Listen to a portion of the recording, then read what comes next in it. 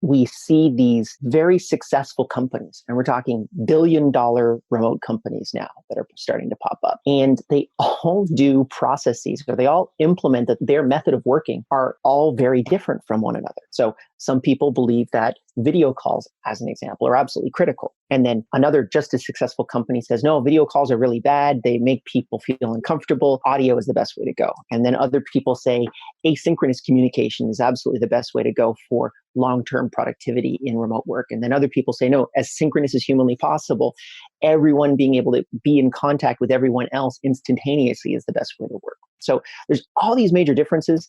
And I kind of just came to this very interesting conclusion last year, which was all of them are successful because they are implementing remote work, but no one actually has the solid, tried and true playbook for remote work.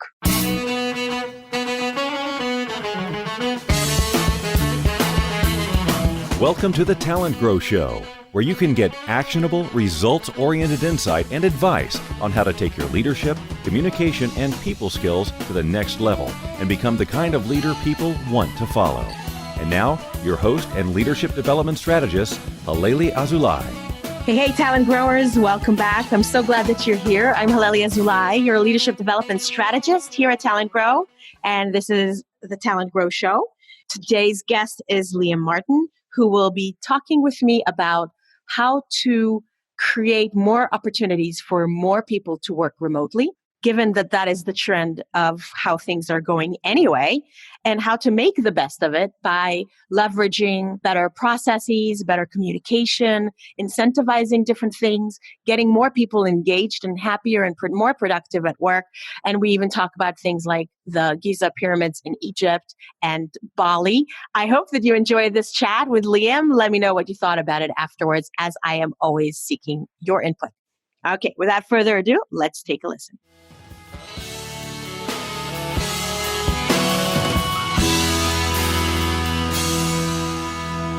Talent Growers, this week I have Liam Martin. He is the co-founder and CMO of TimeDoctor.com and Staff.com. After graduating with a master's in sociology from McGill University, Liam opened a small tutoring company which grew to over 100 employees and looked to solve a problem with remote employees not reporting accurate work data, which turned into Staff.com.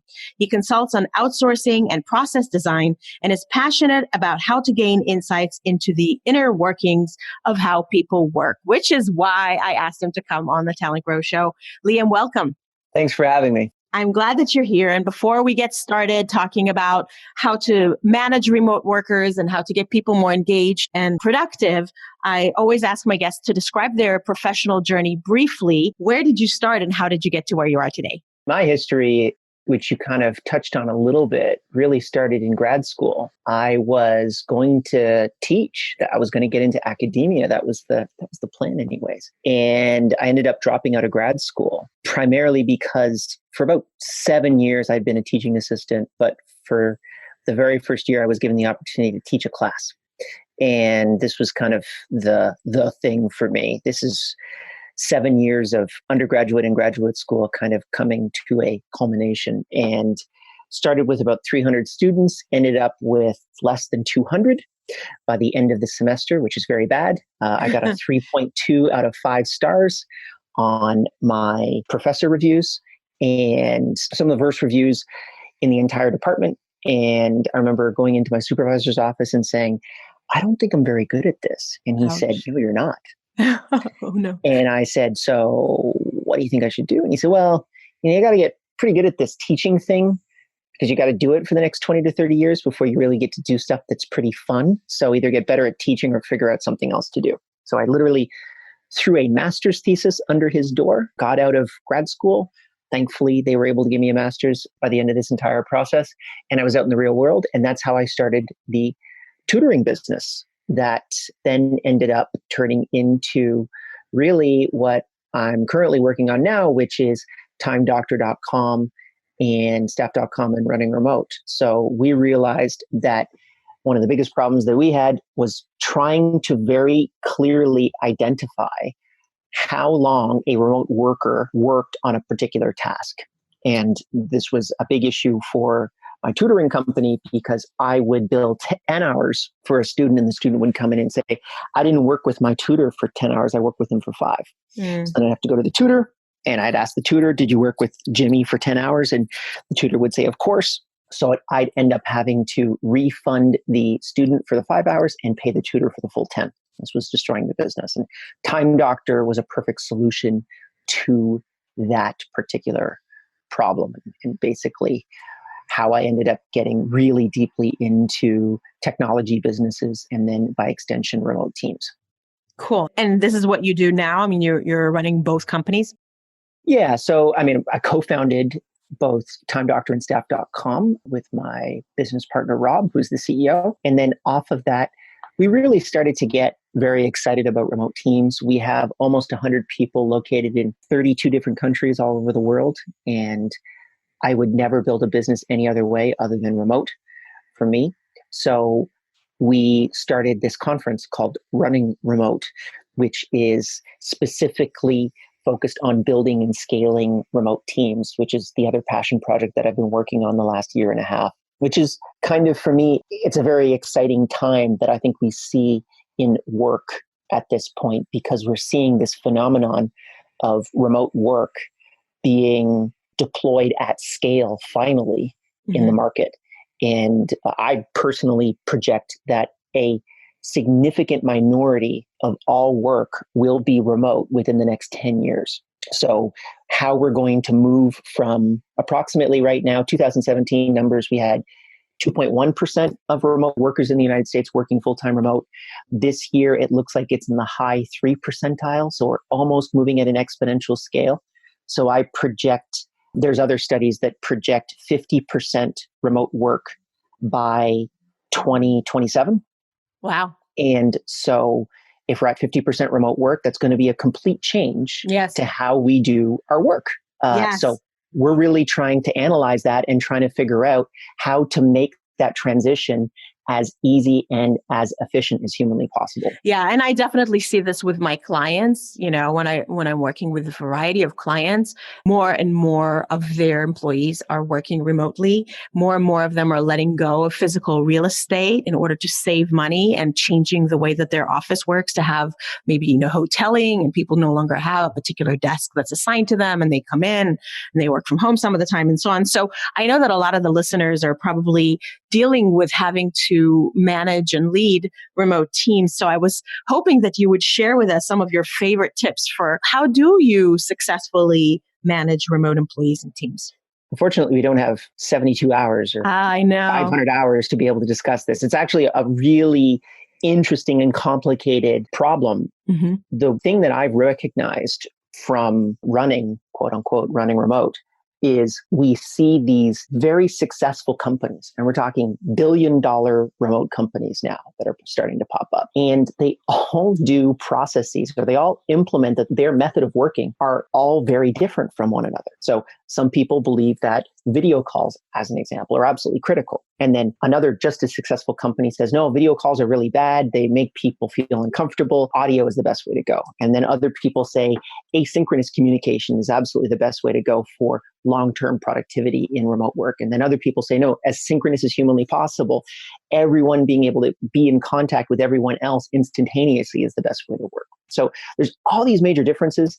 And I kind of just came to this very interesting conclusion last year, which was all of them are successful because they are implementing remote work, but no one actually has the solid, tried and true playbook for remote work, which is interesting. So I can give you a couple tips, but to be honest with you, I think that those tips will probably change within the next few years because no one really knows what's going on, which is a very exciting time inside of remote work. So for me, I think probably the biggest one that I've found recently is a lot of people that start with remote work, they don't actually end up hiring people that want to work remotely. So there's so many people that want to work remotely right now, and we've run into this problem. I had a candidate a few months ago that we ended up looking at for a hiring position, and it was a complete failure in terms of our company culture fit before we actually shortlisted a candidate. And in the first part of the meeting, he discussed how he thought that remote work was really stupid and that he doesn't want to work remotely, and that he can absolutely sell our software, quote unquote, to remote teams, but he doesn't really believe in the product.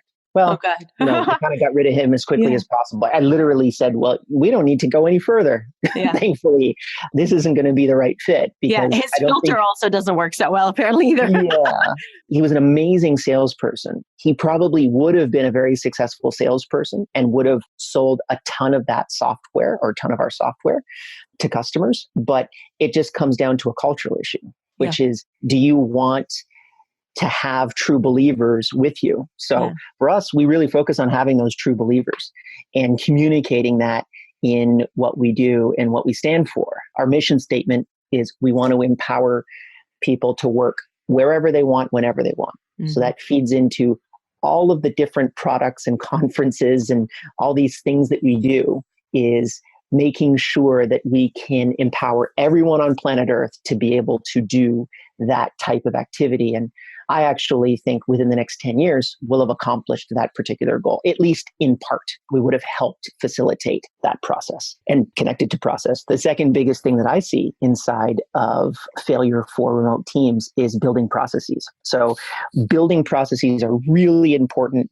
I constantly say that in remote businesses, small businesses have to act like big ones very quickly, because operational processes are kind of not really documented inside of a small business. So if you have less than 100 employees, as an example, inside of your organization, and they're all in the same office, a lot of the way of doing things are kind of just learned through osmosis.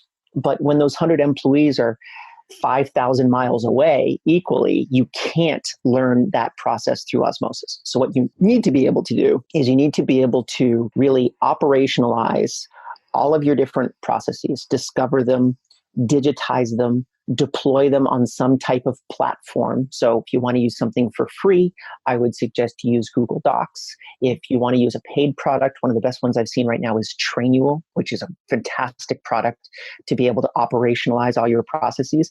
And then you need to deploy that to your entire team and then figure out exactly what's going on, see how they work, and then basically refine those processes as you move forward. And that's something that a lot of people kind of find boring. And I'm not going to lie, it's a pretty boring process to be able to build process inside of your business. But once you have those structures in place, scale is much easier than what you would have thought of before. And a lot of companies that are kind of at, let's say, maybe the 10 to 20 employee range, that are even in-person or on-premise companies, as we like to call them, or if you're remote companies, they'll start to see this phenomenon where they start to slow down and they don't really know why they're slowing down. And it's because they don't have processes properly documented inside of their business. So for remote businesses, you absolutely have to do it. For anyone that kind of just wants to jump all of that, go and check out GitLab's handbook. So GitLab has, I think, almost 400 plus remote employees right now. And if you just type in GitLab handbook into Google, you'll be able to find their entire team handbook, all their operational processes, what they stand for, how they use tools, their anti-harassment policy, their security, how they run a demo for a client, how they do their Git repositories. Absolutely everything is in there. I think it's about 3,200 pages. Wow. And GitLab encourages people to literally steal their processes. Interesting. So it's Get like GETLAB? GITLAB. So GitLab, which is like basically GitLab is a development repository website. So it's a place for people to work on code together. And a Git repository is basically just a bunch of code that's all in one place. So GitLab handbook, type it into Google and you'll be able to find their handbook. I would say for me, even though I'm definitely a nerd on this kind of stuff, I was up till 3 o'clock in the morning the first time I actually checked it out, because they've covered everything and they've made it all open source, which is really great. Cool. Thanks for sharing that resource so that we don't have to reinvent the wheel or start from scratch. Earlier, you said that many people, this seems like a tedious, laborious, or maybe boring process. But I just want to remind listeners that there are some people to whom this is like candy. That's the good thing about hiring different kinds of people for different kinds of jobs. If you're a very small company, you probably don't have someone who's just dedicated to this. But as you grow, you can actually assign this to someone who enjoys documenting processes and to whom this is a really cool thing to be able to do. Yes, I'm not one of those people. Yeah, me neither. It's like pulling teeth for me. But Yeah. I can, as you said that, I thought of 3 or 4 people in the company that love doing it. Exactly. We actually create a bit of an organic feedback loop on that, which is any process that needs to be improved, you can go ahead and do it because there's editing rights inside of all of our documentation. And then before a new process goes gold, the people that work on that process vote on those changes, those improvements. And we literally give out cash prizes for people that want to improve the process. So there's a couple kind of eager beavers inside of the company that are constantly analyzing and improving processes because they get cash bonuses for it, which is great for us. That's nice. And you're incentivizing the kind of behavior you'd like to see, and you're making maybe something that could be seen as tedious, something a little more exciting and profitable. And profitable. I like it. I mean, if you get $100 for rewriting a process document outside of your general work hours, we have hundreds, if not thousands, of these operational processes. And we do different payouts for different types of ones. One of them that we just did recently was reorganizing a lot of our search engine optimization operational processes. And I mean, that took probably 2 months for us to really kind of go in there and reanalyze everything. And the other thing that we do is we make sure that that is paid attention to by the team. So if someone doesn't actually implement those procedures, we tell them, well, do you have a better way to do it? If you do, write it down. And maybe that will become the new procedure. If you don't have a better way to do it and you're just being lazy, this is a problem and you need to pay attention to the processes. I like it. And you're also, in a way, creating more engagement and more involvement on all levels of the team by allowing and making this editable and giving access to everyone that, rather than people saying, well, I had an idea, but no one asked me or no one let me. Yes. And this is something we see with new workers quite a bit that are coming into the team. So let's say you have a team of 8 or 9 people, then we have another person that's added to that team. We'll see an interesting insurgence of new information. But then that information would be in an on-premise company, which is what we call basically businesses inside of an office. And remote first companies are the ones that are remote. In on-premise companies, that information really isn't formalized, but through this process, that information is constantly formalized and very clearly documented so that we can all take advantage of it equally. Yeah. So this is one way that you can help get people engaged and keep them. I saw that you've written about other tips for how to keep great employees and keep them more engaged and productive. What are a couple of other suggestions you have? Keep them happy. I think that that's probably a really big one. And one of the biggest things that you can do to keep your employees happy is give them remote work agreements. So that is the most requested perk for millennials right now. And anyone that hasn't had or has not implemented a remote work agreement, you're going to have a lot of difficulty talking to the sub 35s. It's going to be a big problem for them because they're looking for that type of freedom of movement that on-premise companies at this point just can't provide. The next generation, are they called Generation Z? Z is just off the chart. I can't remember the exact spot that I saw this, but I think 3 out of every 5 of them are working remotely right now. So we're talking, massive, massive numbers is going to hit the general job market, as I said, within the next 5 to 10 years, because those people want to work that way. They want to work from co-working spaces. And then corporate America is starting to figure out that the old adage of picking up a multi-million-dollar office to house, let's say, 100 people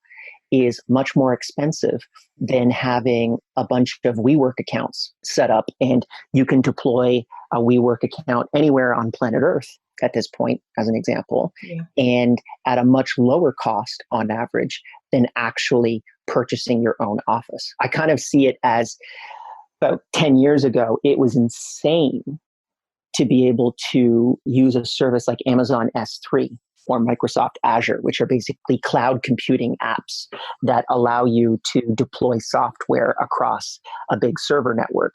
What you would do is you would build your own server rack yourself. Today, no one does that. Everything runs on Amazon. Netflix runs on Amazon and Microsoft Azure. They all basically borrow capacity from much larger server farms to be able to work with them. And yes, you could actually have a cheaper go of things by setting up your own server racks and or offices. But in reality, the overall ability for you to be able to put your employees anywhere on planet Earth, have them work for anywhere on planet Earth, and have them work in a really focused environment, the costs are fantastic. It's really one of those things that I think we're going to see probably not just changes in just direct technology application of remote work, but I think you're actually going to see changes in the way that office space is deployed. Yeah. I think probably you're going to see if we're projecting 50% remote workers, which I wouldn't necessarily discount by 2027, by extension, I would think that there's going to be a major drop in the amount of corporate leases within that same amount of time. And we're already seeing it right now. So that's an interesting phenomenon that I haven't really approached that much because the amount of money is in those corporate leases is insane. We're talking just in the US, trillions and trillions of dollars. Yeah. But we'll see what happens. Well, it'll all change into co-working facilities, right? Yeah, that's the idea. Yeah. Well, interesting. Okay. So give them the ability to work remotely and make that a possibility. Any other engagement tips? So just in terms of our team, we always give people some perks that really apply to the remote work environment. So we don't care where you work or when you work, as long as you work. That's basically our golden rule. And we've had some people that just work for 2 days nonstop, and then they take 2 or 3 days off. And then we have some people that work from 9 to 5, and then we have some people that work from 9 until 3 in the morning every day, and they're really happy doing that. So don't necessarily get dogmatic towards how people work.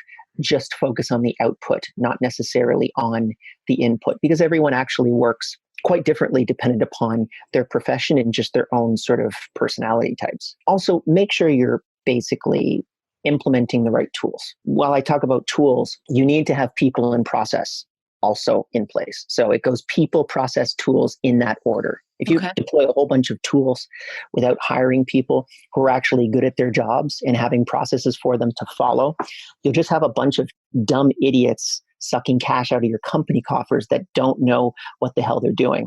It's people, process, and then tools. Yeah, the tools serve the people in the process, not the other way around. And if anything, having tools in place that can really change the way the business works, run by bad people, implementing bad processes, can actually damage your business even faster. So for me, that's an important thing. We use tools like Time Doctor, obviously. We use Zoom, Stormboard, Trello, Basecamp, Google Apps for Business is probably one of the most useful tools we use. We use Slack. We implement a policy, which actually was a big problem for me when I was in Cairo the last few weeks, which was if you don't have 10 down and 5 up on your speed test. So everyone needs to submit a speed test from where they're working to HR. And if they can't get 10 down, 5 up, they're on vacation until they find 10 down, interesting. 5 up. Okay. Because they can't do a Skype call. If you can't do a Skype call, you're not working because we can't get in contact with you. So this has been a very interesting problem for me in Cairo, which was me actually ending up tethering on my phone to work with people, which ended up costing me a lot more money. But I had it on, it was all on me because I decided to go to Cairo. And then outside of that, just communication. It's really important to just continue to communicate to people. My general philosophy is in-person beats video, video beats audio, audio beats instant messaging, and instant messaging beats email. So make sure that you're making as deep of a connection as humanly possible. We do team retreats every year where we bring everyone in, and that's another kind of perk that the employees get. So they're able to fly into, last year we all flew into Bali. This year, I believe we're going to go somewhere in Turkey. I can't remember where. Okay. I'm not even supposed to say where we're going, but we're going somewhere. Sounds and that's exciting. kind of a cool little perk for people because they get to go to a new country that they would have never been able to go to on their own. I want to work in your company. Well, I want to go back to something you said. We don't have a lot of time left, but I do want to go back to something you just said. So I agree in general, and I do suggest to people also that communication is much richer and much more likely to succeed and less likely to fall into the very many traps that it includes when you do it face to face, and video is secondary, and then audio. And like you just said, I imagine that you don't say that all communication must go in that order, right? I mean, there's probably some communication that's more efficient in some kind of asynchronous mode or like shorter or messaging or chats. Like, do you really need to get in person for all communication because that's always better? You're right. There is a communication richness situation, which doesn't necessarily apply to all situations, but I'm a sociologist by training. So this might be my own personal bias on this, but when I can see, like if I say, hey, I would like you to do this really boring job for the next 6 hours. Can you do that for me? And then if you just had it on email, you'd probably say, yeah, okay, no problem. If you did it on audio, you'd probably say, yeah, I can do that. Okay, no problem. But then if you're on video, maybe I can see your nonverbal cues of you not really enjoying that process. And you're still going to say, yeah, okay, I can do that. But I can detect there is some resistance that's occurring. So it's just for me being able to get as much information richness from the communication that I'm getting as quickly as possible. With that said, you can do a lot of multitasking, right? So I'm not a big proponent of multitasking. No, you can't actually. It's great when, if you want to send someone a Slack message saying, hey, go do this, and then I can get instantaneously back into my workflow. That's at least the dream. Yeah. But a lot of data will support that actually ends up taking away from your productivity. So as an example, right now I have Slack and Skype, and I usually keep those closed outside of one single avenue of communication, which is we have an emergency room chat inside of Slack. And if someone posts a message on that, that's the only thing that will ring my phone. And the emergency chat is like, servers down, we need to act immediately, or there's some type of critical bug. That's the only thing that I will end up getting a notification for outside of my focus times, which are, as an example, doing 9 podcasts in a day, in which the only thing I should really be doing is listening to you and trying to answer your questions as quickly and as efficiently as humanly possible. And outside of that, it really kind of pulls down my ability to be able to engage in that particular task. So I agree with you. However, it is a slippery slope where you'll get into this multitasked environment and you'll just be doing 10 different things, but none of them will get finished. Yes.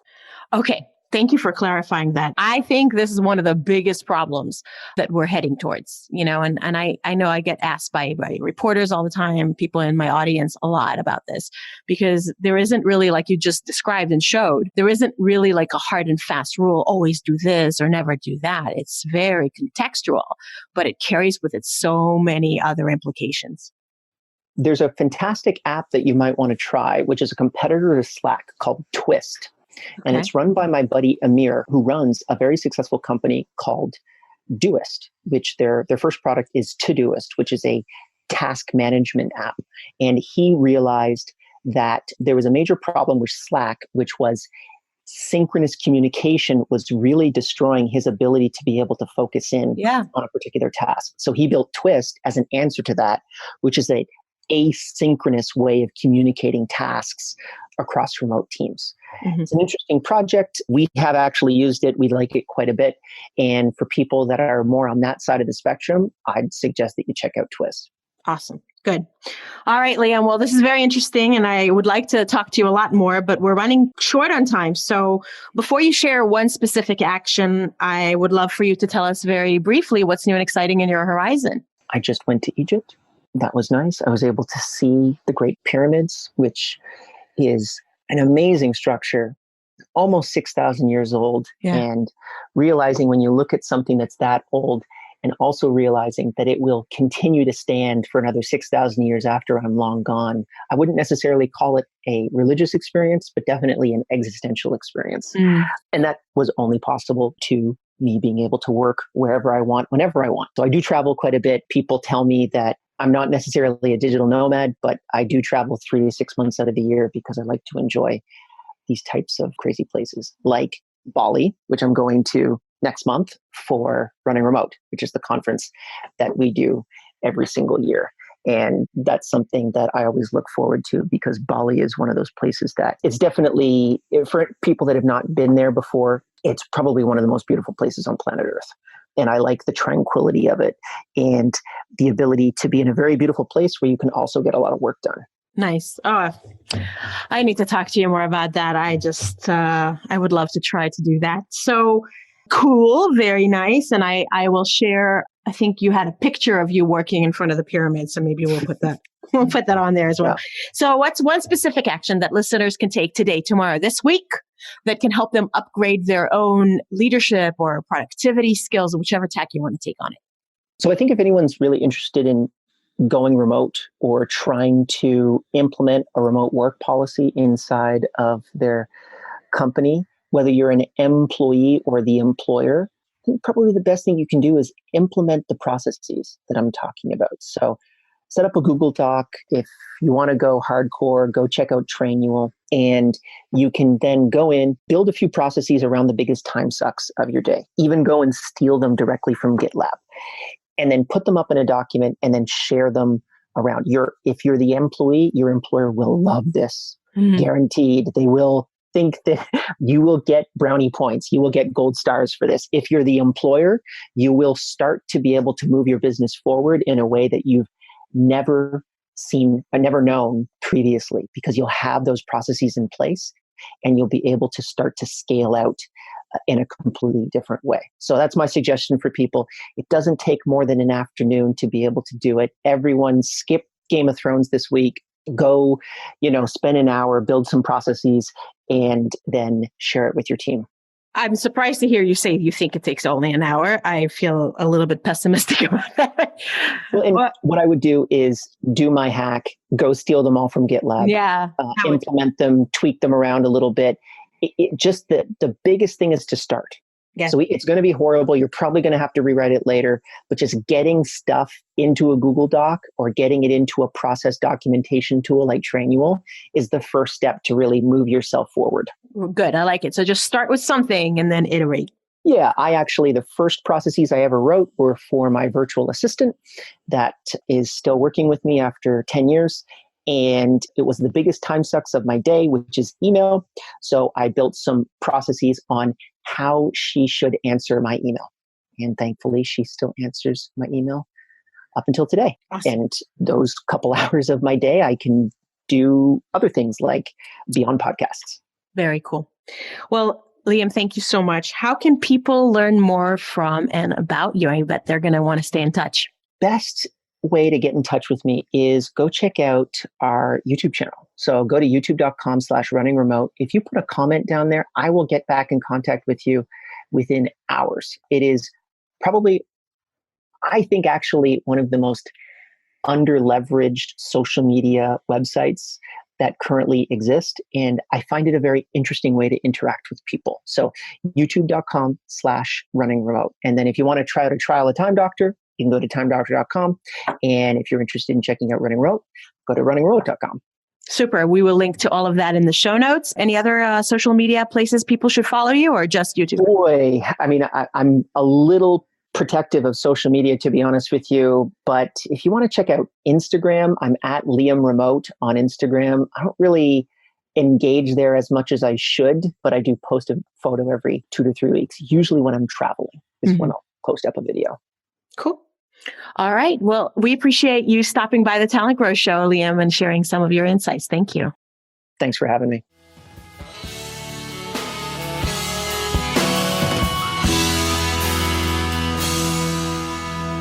Talent Growers, I hope you enjoyed this episode. It was really fascinating to hear about Liam's experiences with his companies and also all the resources he shared. Wow, right?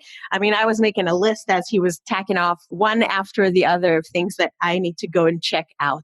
And of course, he also got me completely fascinated and interested in learning more about Bali, because I've actually been itching to take some kind of a mindfulness retreat or a little mini sabbatical.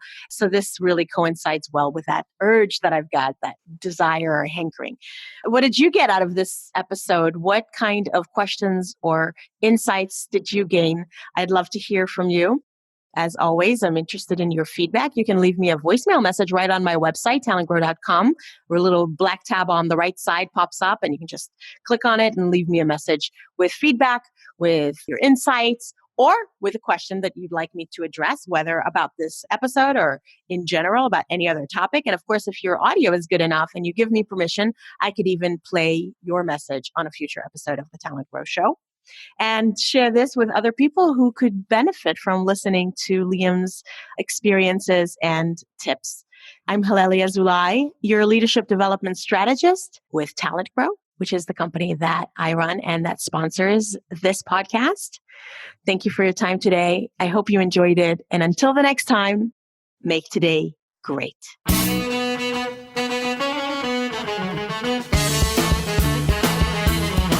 Thanks for listening to the Talent Grow Show, where we help you develop your talent to become the kind of leader that people want to follow. For more information, visit talentgrow.com.